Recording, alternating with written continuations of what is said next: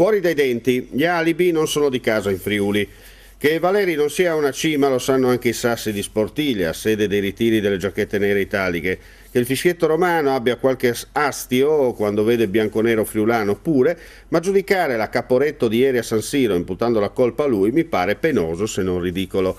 Quella vista ieri pomeriggio al Meazza non è l'Udinese, ma la controfigura di se stessa, abulica, incapace di giocare, timorosa, indecifrabile.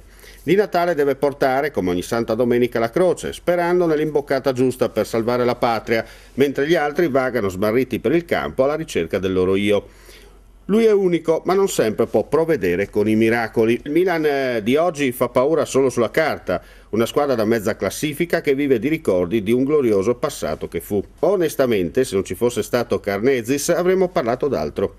L'estremo difensore ellenico vale di Natale. Se Totò segna, l'altro evita i gol e se il passivo finale è stato limitato, il merito è suo. Quasi gol del Milan, il portiere ha dimostrato tutta la sua classe con reazione felina, ha tolto quel pallone a pochi centesimi di millimetro dalla linea bianca. In altre occasioni, con la difesa scambiata per una moquette, ha allungato i tentacoli evitando di capitolare prima del tè.